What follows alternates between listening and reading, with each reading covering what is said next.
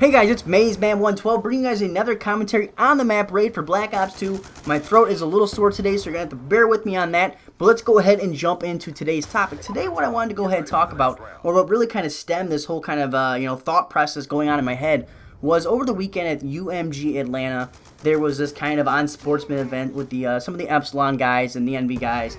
And trash talk has always been part of the MLG side of things. The head games are huge, especially in first-person shooters where confidence is a huge player in the game.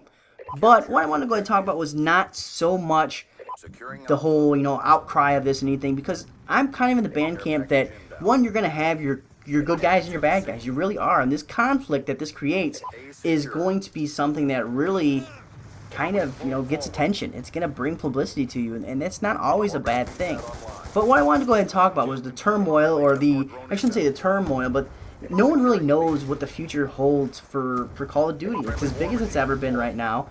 But the big thing is that you guys got to understand that Activision really never supports the MLG side of things. They had all the issues until the game was pretty much dead with Modern Warfare 3, where they didn't add the LAN features that they needed to until it was way too late.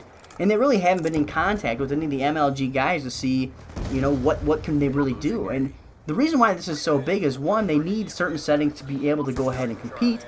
But another thing is, people don't realize that Treacrch put up a lot of money to help support this and help get the word out and host events and everything like that and watch it grow, because when the competitive aspect of the game grows, your game is just going to grow itself. More and more people are going to see it. It's going to reach more communities that you never did before. It's only good for the product in the name of Call of Duty, since this is kind of a shared franchise that gets bouncing back every week or every year.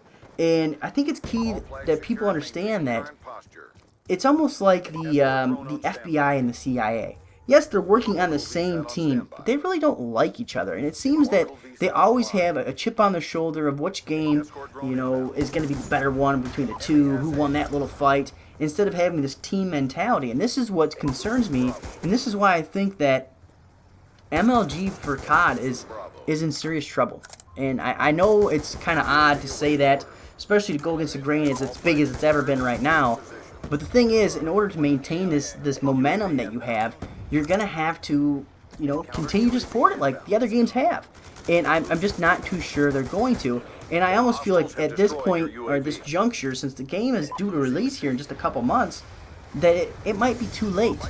They might be underestimating how long or how much manpower it's going to take them to be able to go ahead and get it up to speed and get it to a high quality like they have done with Black Ops 2.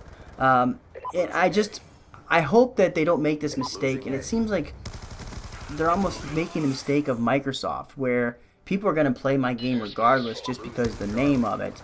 I don't really have to listen to the community, and it really bit Microsoft in the ass pretty hardcore when it came to Xbox One, and you've seen everybody pre-ordering the PlayStation 4, and what they had to do was they had to go back on what they had said, and they're pulling everything out. Now they're doing this whole Kinect thing that you don't need Kinect anymore, and it's just, you should have listened to the community the first time, and you wouldn't have to go back and try to fix all the problems that you had already caused. And I'm just wondering if we're going to run into that. I'm really interested to see your guys' viewpoint, one, on the trash talking. Where do you guys see that it kind of fits into the whole equation? Because the trash talking is part of the game and everything, and at times it's enjoyous to watch, and people will go and flock around there just to hear, the bickering, the banter, and everything like that. But there's that threshold, that line that most of the time they don't cross. But when you start insulting your fans, your audience, and when you start talking about money and your bank account and everything like that, it crosses the line very quickly. Make sure you guys leave all your thoughts, your opinions, anything like that down below.